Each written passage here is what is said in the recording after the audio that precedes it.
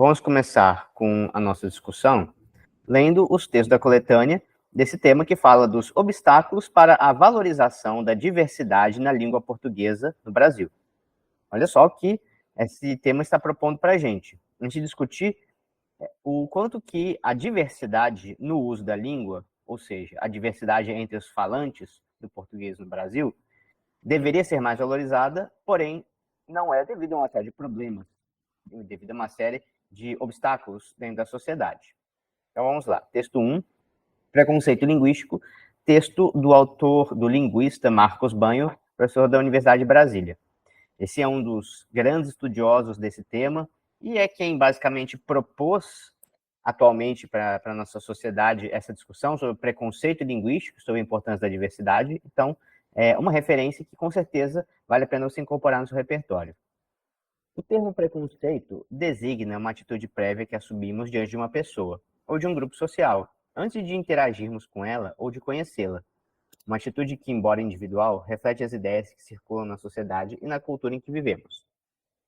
Assim como uma pessoa pode sofrer preconceito por ser mulher, pobre, negra, indígena, homossexual, nordestina, deficiente física, estrangeira, etc., também pode receber avaliações negativas por causa da língua que fala ou do modo como fala a sua língua.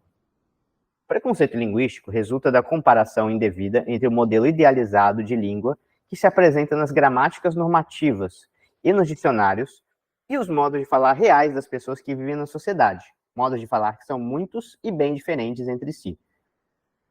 Essa língua idealizada se inspira na literatura consagrada, nas opções subjetivas dos próprios gramáticos e dicionaristas, nas regras da gramática latina, que serviu durante séculos como modelo para a produção das gramáticas das línguas modernas, etc. No caso brasileiro, essa língua idealizada tem um componente a mais, o português europeu do século XIX. Tudo isso torna simplesmente impossível que alguém escreva e, principalmente, fale segundo essas regras normativas, porque elas descrevem e, sobretudo, prescrevem uma língua artificial, ultrapassada, que não reflete os usos reais de nenhuma comunidade atual falante de português, nem no Brasil, nem em Portugal, nem em qualquer outro lugar do mundo onde a língua é falada. Mas a principal fonte de preconceito linguístico no Brasil está na comparação que as pessoas da classe média urbana das regiões mais desenvolvidas fazem entre seu modo de falar e o modo de falar dos indivíduos de outras classes sociais e das outras regiões. Esse preconceito se vale de dois rótulos, o errado e o feio, que mesmo sem nenhum fundamento real, já se solidificaram como estereótipos. Quando analisado de perto, o preconceito linguístico deixa claro que o que está em jogo não é a língua, pois o modo de falar é apenas um pretexto para discriminar um indivíduo ou um grupo social por suas características socioculturais e socioeconômicas. Gênero, raça, classe social, grau de instrução, nível de renda, etc. A instituição escolar tem sido há séculos a principal agência de manutenção e difusão do preconceito linguístico e de outras formas de discriminação. Uma formação docente adequada, com base nos avanços das ciências da linguagem e com vistas à criação de uma sociedade democrática e igualitária, é um passo importante na crítica e na desconstrução desse círculo vicioso. Muito bem, então esse é o texto do Marcos Banho sobre a questão do preconceito linguístico. E olha a discussão que ele está propondo, uma discussão muito importante do ponto de vista do estudo da linguagem, uma discussão muito importante do ponto de vista do estudo das classes sociais, das relações sociais, de questões históricas do Brasil. Então, realmente é uma discussão fundamental que a gente tem que conhecer para a prova do Enem, possivelmente pode ser cobrada, em vários momentos é cobrado, né, essa reflexão. É só reparar como que o Enem ele avalia a questão da gramática na prova, principalmente na prova de linguagens. Não tem questões, como às vezes até aparece na FUVEST, cobrando de você conhecimento sobre estruturas sintáticas, para você fazer análise sintática e interpretar nesse sentido. A gramática, quando aparece, é dessa maneira comparativa, pensando o quanto que, na verdade, ela tem um lugar importante na sociedade, mas ela é uma forma de uso da língua. E, enquanto que outras formas também têm o seu sentido próprio para os falantes, elas funcionam para a comunicação entre as pessoas e não devem ser vistas de uma maneira hierarquizada, como se fossem inferiores, né, esses modos de usar a língua em relação à gramática normativa, né? Essa é a discussão. Mas aí isso se mistura com uma questão tipicamente brasileira, que nós sempre problematizamos, que é a desigualdade social. aí uma disputa entre modelos de compreender e usar a língua vira uma questão social, política importante, já que ela se mistura com a importante desigualdade social do Brasil, né? E aí, com certeza, a gente vai falar sobre isso na nossa redação, né? A gente pode e deve levar para o lado das questões da desigualdade social brasileira.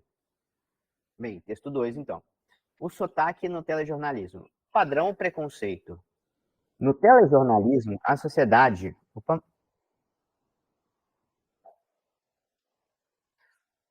O sotaque no telejornalismo. Padrão ou preconceito?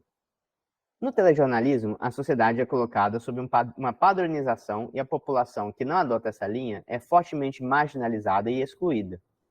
Os modos da linguagem falada, na maioria das vezes, são colocados como erros e não vistos como variantes linguísticas. Então, como tratar essas variáveis da língua nos meios de comunicação? Em uma reportagem telejornalística, o repórter e muitas vezes a personagem são facilmente induzidos a falar da maneira que o telejornal padroniza, com o sotaque mais próximo ao do sudeste do Brasil. Essa feita pelo repórter segue a estética imposta pelo meio, que é a televisão. A instauração sobre como o assunto deve ser falado, inclusive se tratando da pronúncia, é segundo Marcuski, para eliminar incompreensões no ouvinte. Apesar de crescente o número de emissoras no interior do país, elas servem apenas como retransmissoras de sinal dos veículos de comunicação. Porém, não é percebida a regionalização desses meios locais, que apenas repetem os moldes sulistas tidos como corretos. Com a reprodução do material do Sudeste, a população acaba por acostumar-se com o dialeto usado nessa região e elimina qualquer característica linguística local, pois entende-se que não é adequado ao meio. Muito bem, então o texto 2 traz uma outra dimensão da desvalorização da diversidade, que é o tema dessa redação. A diversidade também é desvalorizada, ela também é prejudicada, comprometida, não apenas por aquela perspectiva do preconceito que existe sobre as diferentes maneiras de falar, mas até mesmo pela padronização que é imposta pela mídia, principalmente indústria cultural. Lembra, a indústria cultural é indústria. A indústria depende da padronização. Ela tem um processo de massificação, de tornar tudo igual.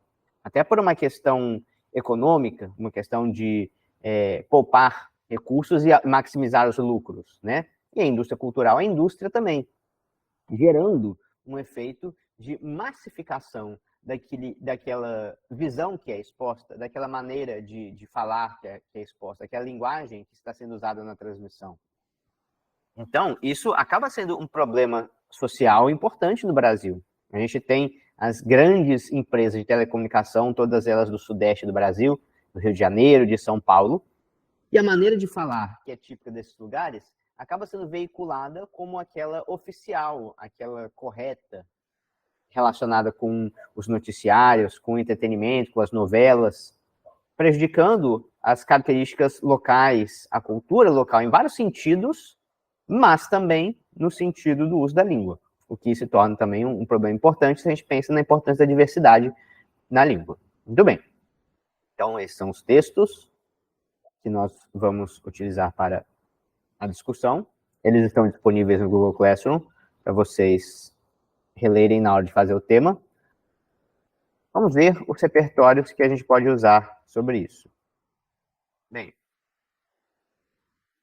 pessoal, obstáculos à valorização da diversidade na língua do Brasil. Essa aqui que eu coloquei é uma das obras que inspira esse tema e essa discussão, que é o livro do Marcos Banho, chamado Preconceito Linguístico. Inclusive, eu recomendo muito fortemente a leitura desse livro, porque ele é uma ótima fonte de reflexões absolutamente fundamentais, no mínimo para a sua prova de linguagens e para a prova de redação, né? Mas também para o seu entendimento sobre a vida.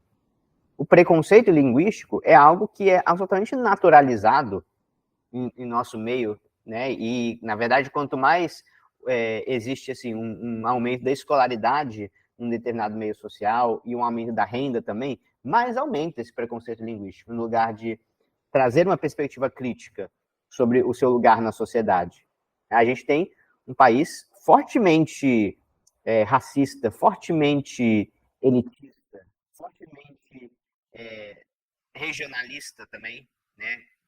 Desconsiderando a importância, a riqueza de diferentes lugares como o Norte, o Nordeste e o interior do país, e colocando os padrões, o estilo de vida, a cultura, a maneira de falar de uma determinada região do país, a região Sudeste, como oficiais, universais. Então, a gente precisa desconstruir bastante nosso preconceito linguístico. Eventualmente, o Enem pode e deve cobrar isso na redação, como cobra no caso de linguagens. Bem, e por outro lado, né, a gente vê que muitos brasileiros, devido aos efeitos dessa cultura racista e institucionalizada, reproduzem esse preconceito sem pensar nos seus privilégios, né? As pessoas instruídas no Brasil, as pessoas com educação superior, com aqueles que fazem curso de medicina, de direito, tá aí dois que são especialmente propensos a esse preconceito, né, a essa postura elitista, desconsideram essa dimensão dos privilégios que eles usufruem para serem pessoas instruídas nesse país em desenvolvimento, nesse país com um acesso precário ao direito à educação, ao direito à saúde.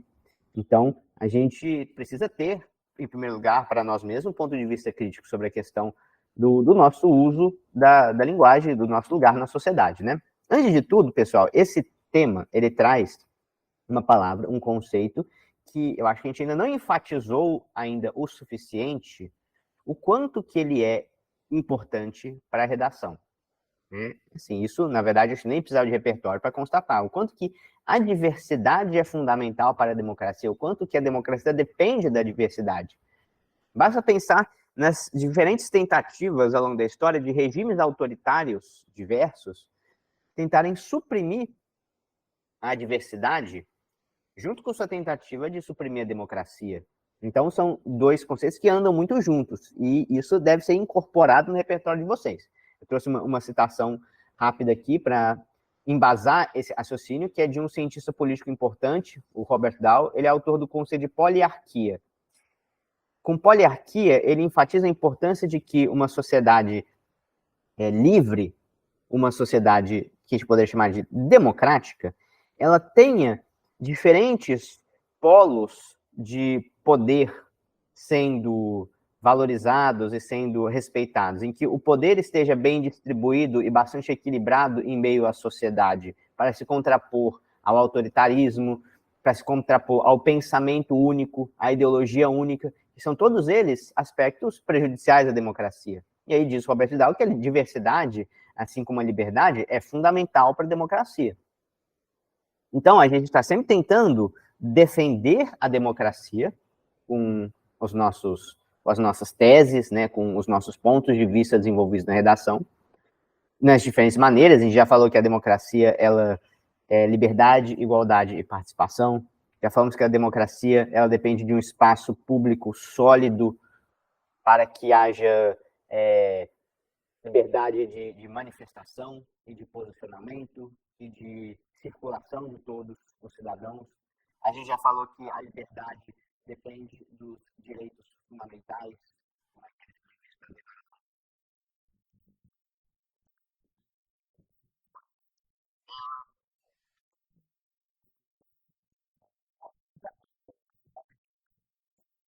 As minorias têm que ser protegidas, as diferenças têm que ser valorizadas para que haja uma sociedade democrática.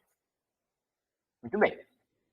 Então, lembrar de falar disso, de citar esse aspecto quando for possível. Quando for possível, essa citação, essa referência vai ser excelente, muito necessária. E, apesar da importância das diferenças para uma sociedade democrática saudável, a gente já até falou, né, da convivência com as diferenças, até mesmo com as divergências, enquanto que isso é positivo, necessário para o amadurecimento dos cidadãos e da sociedade civil, de uma sociedade democrática, apesar disso, a gente tem tendências bastante contrárias a essa valorização da diversidade, como, por exemplo, a gente poderia dizer o preconceito linguístico.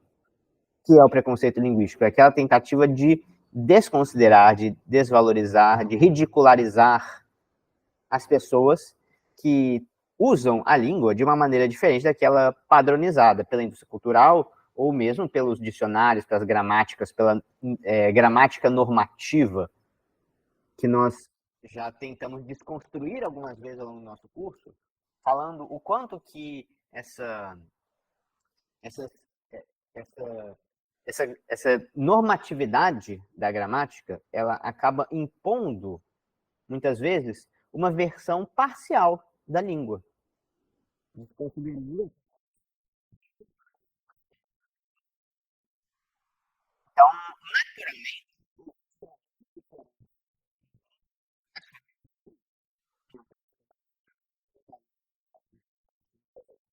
isso para não falar da diferença do português europeu com o português brasileiro, com o português africano. Falando do Brasil, que é um país de extensões continentais, existem muitas maneiras diferentes de falar o português.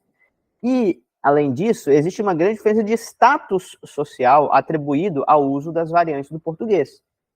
Inclusive, nós já estudamos as variantes. O que são variantes linguísticas, as variantes do português. O português das grandes cidades, o português do interior do Brasil, o português do norte, do nordeste, o português do sudeste, o português das classes sociais mais instruídas versus o português das classes sociais privadas de educação, o português dos mais jovens, o português dos mais velhos, e assim por diante. Existe uma grande diferença de status social atribuída a essas diferentes variantes. Especialmente quando a gente percebe que na mídia só um pequeno grupo, uma pequena quantidade dessas variantes aparece.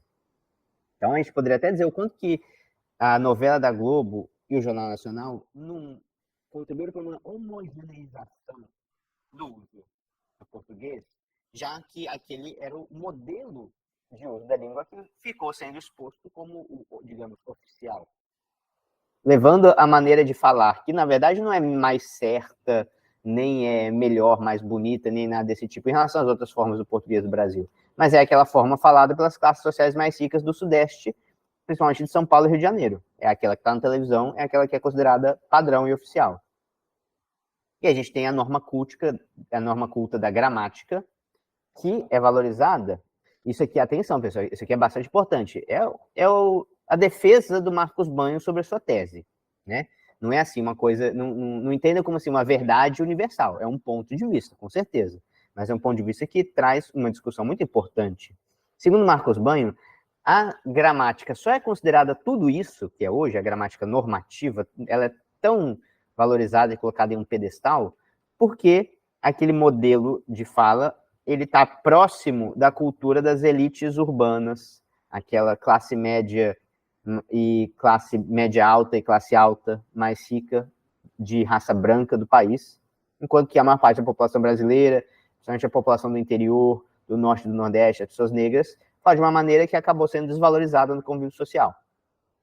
Não sei se alguém lembrou de Foucault e da biopolítica, né, da normatização de vários aspectos da vida que tem que seguir uma disciplina rigorosa imposta pela sociedade através da escola, através dos hospitais, através dos presídios, né, através dos tribunais. Então, a gente tem, com toda certeza, uma grande tendência a essa normatização dos comportamentos da sociedade. Mas o que é essa norma culta, né, que o Marcos Banho está falando? É importantíssimo conhecê-la. Não estamos falando aqui que ela é necessária, que você não precisa dela, mas é preciso ter um olhar crítico. A gramática, a norma culta, não é, digamos, o português certo. Nunca no Enem você vai marcar uma alternativa de uma questão falando assim que a norma culta ou alguma questão ali relacionada a ela é o certo, é o português certo, e que naquele contexto o português, a língua foi utilizada de forma errada. Isso aí, se aparecer uma alternativa falando isso, ela com certeza está errada. Não tem como marcar no Enem. O Enem não considera a gramática desse jeito. Para o Enem, a gramática são padrões linguísticos, são regras definidos pelos estudiosos da língua e que são reconhecidos e valorizados socialmente, é verdade, né? Aquela que é mais reconhecida, mais valorizada. É considerada a referência para os falantes da língua se comunicarem. Ela surge do uso da língua em contextos mais formais, como a escola, a escrita acadêmica, a literatura, meio de comunicação de massa.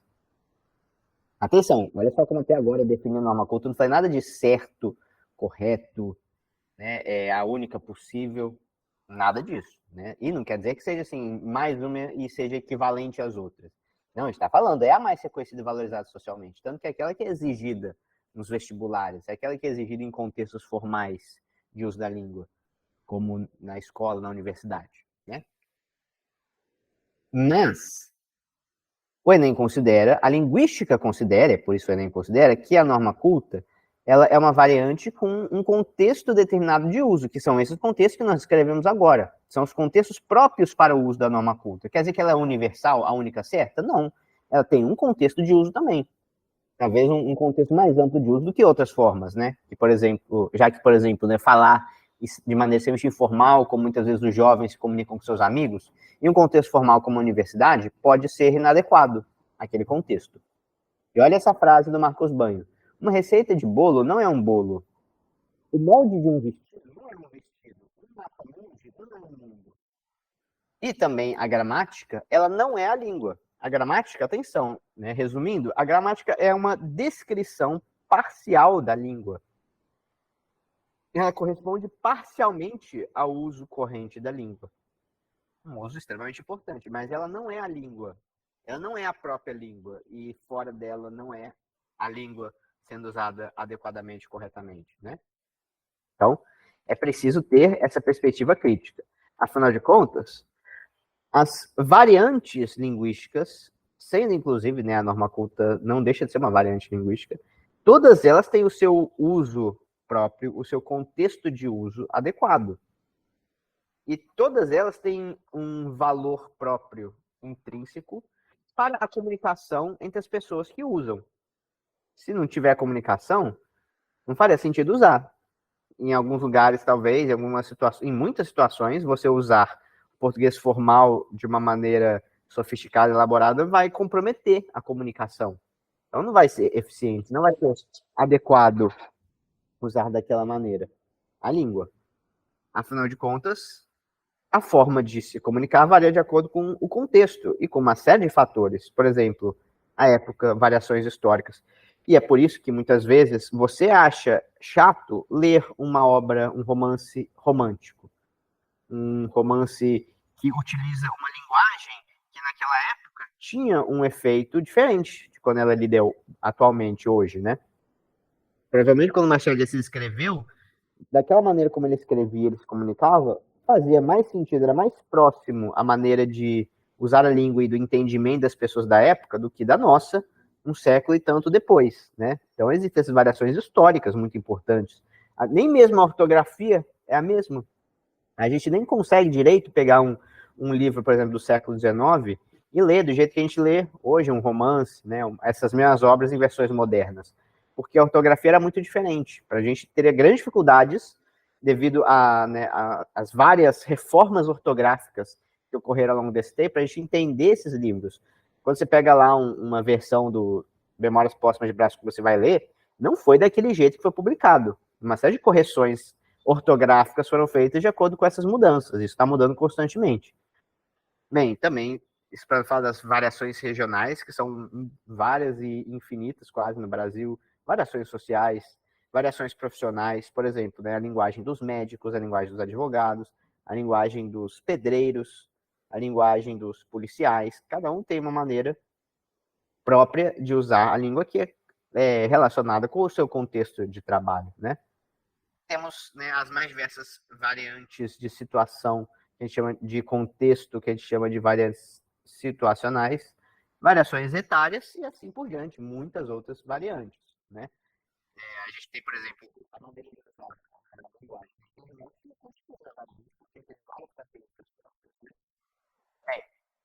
E aí a gente tem uma variante que acabou tomando conta devido a uma questão que é própria dos meios de comunicação de massa e que nós já discutimos.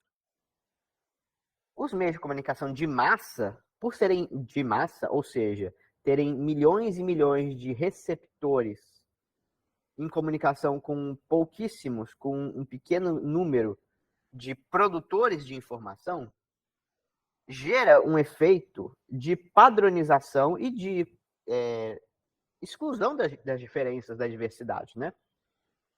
Quando eu falo sobre isso, eu gosto de dar o exemplo do futebol, porque, por algum motivo, o Flamengo se tornou, ao longo das últimas décadas, o time mais popular do Brasil. Tem pesquisa sobre estatística, né? O Flamengo e Corinthians, principalmente o Flamengo. E por que isso aconteceu? E aí, na verdade, assim, segundo, né, historiadores do futebol, o Flamengo explodiu em torcida nos anos 1980, era um time regional até então, justamente na época em que a televisão está chegando, inclusive a Globo, né, basicamente, está chegando aos lugares, aos setores mais distantes do Brasil, do interior do Brasil, como no norte e no nordeste. E aí, junto com essa expansão dos meios de comunicação de massa, o que foi levado de cultura de massa para essas regiões, né? O futebol do Rio de Janeiro, de onde que era essa emissora, especialmente do Flamengo, que era o time que estava mais em evidência na época, né? E aí a gente tem milhões e milhões de torcedores do Flamengo nessas regiões inóspitas distantes do país, né? Então, isso mostra a influência dos meios de comunicação. Junto com uma cultura como essa, como, né, a cultura de massa que foi consumida nesses lugares, veio também a maneira de falar, maneira de agir, uma série de outros costumes também, né, são modificados por influência dos meios de comunicação de massa nesse momento de expansão da mídia sobre o público no Brasil, né? E aí a gente tem todas os também características dos meios de comunicação de massa que favorecem essa padronização, essa massificação, coisa que nós já falamos, né? Por exemplo, o próprio fato de nos meios de comunicação de massa, a recepção de informações, de conteúdos, ela se dá de forma totalmente passiva. As pessoas sentam na frente do computador, no sofá, em todos os lugares do Brasil, e ficam acriticamente recebendo aquele conteúdo, né, transmitido sem opção de mudança, sem opção de consumir outra coisa, como existe hoje em dia com as redes sociais e a internet, né? Gerando, então, né, um grande poder de influência ideológica sobre essas grandes empresas de comunicação e uma perda das diferenças, da diversidade regional local, o que pode dizer que é um grande problema. Mostra, né, também as consequências da indústria cultural sobre a sociedade. A gente podia levar também para isso mais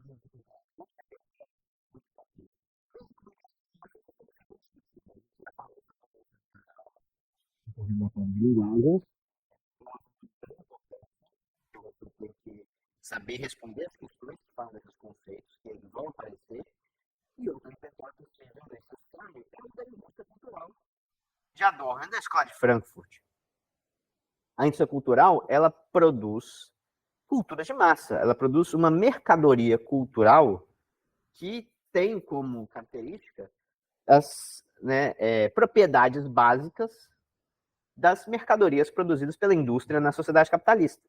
Essa tendência à padronização, essa indução ao consumo, porque elas não só apenas fornecem a satisfação de necessidades que já existem. Isso é uma ilusão, né? A gente sabe que a indústria, ela cria uma série de necessidades, ela manipula essas necessidades de forma a induzir ao consumo de acordo com os interesses dessas indústrias. Assim também é a indústria cultural, influenciando a mentalidade dos indivíduos e tomando conta de outros aspectos da vida que o capitalismo ainda não tinha tomado, né? O capitalismo já tinha tomado conta da vida laboral, a vida na fábrica, na hora do trabalho. E aí, com a indústria cultural, o capitalismo vai cada vez mais tomando também outros aspectos da vida, chegando até mesmo, como a gente pode dizer, né, a questão do uso da língua, da forma de se comunicar. A cultura envolve tudo isso, né, pessoal? A gente poderia falar simplesmente da cultura, porque tudo isso é cultura, forma de falar, de se comunicar, comportamentos, preferências de consumo, desejos, tudo isso é profundamente influenciado pela cultura e o capitalismo consegue, através dessa engrenagem de transmissões da indústria cultural, através do poder de influência das grandes empresas da mídia, das grandes empresas culturais, né, como né, as emissoras de televisão, as novelas, os filmes, indústria cinematográfica, indústria fonográfica, tudo isso influencia profundamente o comportamento dos cidadãos. Até o ponto que a gente pode dizer que se torna até mesmo algo assim feio, algo né, vergonhoso falar de uma maneira regional própria, né, algo que em outros momentos foi tão valorizado como parte da riqueza cultural, das diferenças que, né, fazem parte da composição do Brasil. Em um dado momento, né, parece que perdeu lugar para essa maneira mais padronizada de falar, de agir, de enxergar a vida, de consumir e etc. Bem, e a gente pode dizer também, a gente pode levar, talvez seja uma boa ideia, né? Essa discussão, por exemplo, sobre a mídia, sobre a indústria cultural, poderia ser um parágrafo de argumentação, um primeiro parágrafo de argumentação, explorando algum desses repertórios, né? Meios de comunicação de massa e os seus efeitos negativos sobre a sociedade, ou ainda, né, ainda a influência da indústria cultural sobre os padrões de comportamento, sobre a percepção dos indivíduos sobre si mesmos, sobre a sua cultura e até mesmo os usos da língua. E aí, uma outra questão que eu te vinha falando, que aparece lá no texto do Marcos Banho, é a desigualdade social. Por que levar para esse lado? Claro, né, pessoal? Porque isso a gente sabe discutir bem, ou melhor, né? A gente já deveria discutir bem desigualdade. Aí eu torno a repetir. Se você ainda não consegue fazer um parágrafo de argumentação de qualidade, com bons repertórios, com uma boa análise, falando da questão da desigualdade social, hoje é a sua oportunidade. Faça isso, porque você vai precisar dele. Tem uma grande chance de você precisar desse parágrafo de argumentação que fala da desigualdade social, ok? E a gente já deu vários repertórios sobre isso, né? Já falou de diferentes maneiras. Aliás, o próprio preconceito linguístico de hoje, ele é um potencial repertório sociocultural para você falar da desigualdade no Brasil, não é? Também a gente pode pensar nessa dupla via, né? Aqui a gente está falando de repertórios que podem ser usados nesse tema, e esse termo pode ser usado de repertório em outros contextos também. Né? O preconceito linguístico, ele é o retrato da desigualdade brasileira. Ele é um reflexo profundo da desigualdade brasileira. Então, falar das desigualdades, né, repertórios. Um deles que eu acho que eu não enfatizei bastante ainda, que a gente pode ainda explorar mais, é a questão da pós-modernidade, né? Segundo David Harvey, o geógrafo, atenção, ele é geógrafo, David Harvey, não é filósofo, nem sociólogo, não, tá? Ao contrário do Bauman ou do Lipovetsky. Ele era um geógrafo que analisava o quanto que o contexto contemporâneo, que ele chamava de condição pós-moderna, é profundamente marcado pela desigualdade. A característica mais evidente da sociedade em que vivemos é a desigualdade social. A característica principal do período contemporâneo é a globalização associada ao neoliberalismo e ao capital financeiro, que impõe um agravamento da desigualdade social. Esse é o cenário da condição pós-moderna. Cada vez mais aumenta o poder de influência, o poder financeiro, o poder político das elites econômicas e aumenta a exploração da classe trabalhadora de baixa renda, como é o caso do advento do precariado, que a gente viu também, né? Aquela classe social mais precária, explorada nas suas condições de trabalho, para dar bastante lucro às grandes empresas do capital financeiro. As cidades, os espaços, inclusive os espaços, digamos, virtuais, eles sofrem cada vez mais uma privatização para se tornarem exclusivos das elites, enquanto que os bairros pobres se tornam cada vez mais precários, com, né, serviços cada vez mais limitados, com direitos cada vez mais negligenciados, gerando, com toda certeza, conflitos, violência, intolerância. Como até mesmo, né, uma das coisas que a gente pode dizer que decorre desse cenário é o preconceito, a discriminação linguística. Então, isso é para dizer que a desigualdade ela é um fator, né, a gente pode analisar desses dois jeitos, né, a desigualdade como um fator da sociedade contemporânea, porque segundo muitos autores, não é só David Harvey, a sociedade contemporânea tem como grande marca a desigualdade, uma desigualdade que se agravou ao longo das últimas décadas, especialmente no período neoliberal. E a gente também pode entender em que medida que isso não faz parte do cenário da desigualdade brasileira histórica, né? Uma desigualdade mais antiga do que aquela da condição pós-moderna. Para falar a verdade, né? Realmente o que acontece é que a desigualdade brasileira está no meio dessas duas coisas. Da desigualdade da condição pós-moderna, contemporânea, do neoliberalismo, e da desigualdade histórica herdada do período colonial, como foi analisado, por exemplo, em uma obra como Casa Grande Senzala, né? que tem como próprio... Ela é uma metáfora, esse título, essa expressão Casa Grande Senzala, ela é uma metáfora da desigualdade. Será que no preconceito linguístico ainda não se encontram ecos dessa dicotomia entre Casa Grande e Senzala? Será que esse fenômeno do preconceito linguístico não pode ser bem compreendido através dessa metáfora da Casa Grande e Senzala, desse conflito fundamental em que, né, existe uma elite privilegiada branca que oprime e nega direitos a uma maioria que tem todos os elementos, inclusive brancos e negros, mas que também tem a sua condição herdada principalmente da escravidão? Como disse Gessé de Souza, o sociólogo, o principal problema do Brasil não é a corrupção, mas sim a desigualdade. O problema fundamental do Brasil é a desigualdade. O que ferra o Brasil, segundo Gessé de Souza, é a desigualdade, que inclusive é herança da escravidão. Bem, pessoal, então é isso. Esse tema não é difícil, né? Mas ele dá uma discussão muito boa. E você tem que ter bons repertórios para usar. E também, né, lembrar dele em outros contextos em que talvez seja possível citar a questão do preconceito linguístico como um reflexo da desigualdade, do racismo, né, da falta de valorização das diversidades, das diferenças e da própria democracia. E aí, com toda certeza, nesse tema, não tem como não passar pela educação a mudança, né?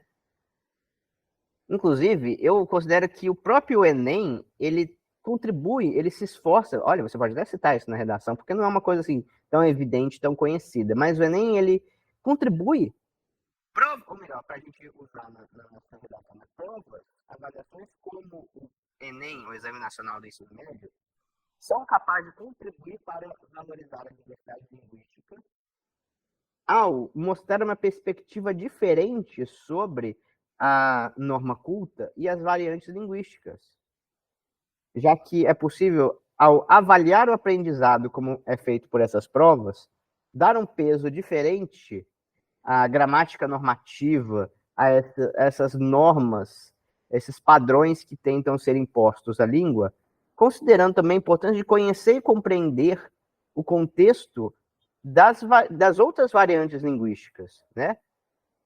Olha só, a gente poderia incluir, como, né, o Enem já começou a fazer, mas tinha que fazer mais, né?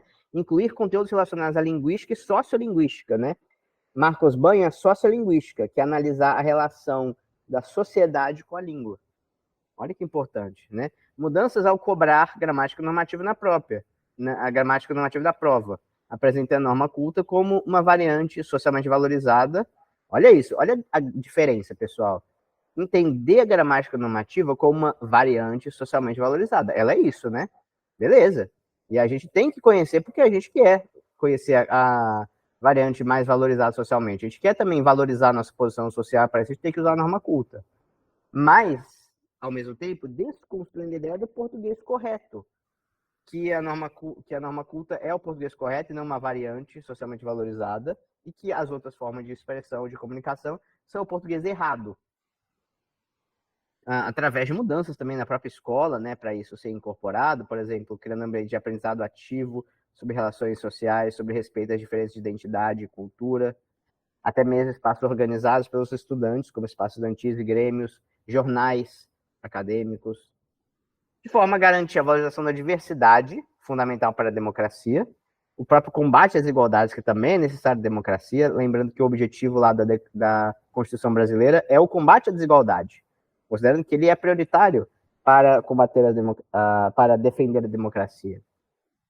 E assim, efetivar uma educação capaz de preparar os jovens para uma convivência democrática, uma convivência entre os cidadãos de maneira mais respeitosa, democrática, igualitária.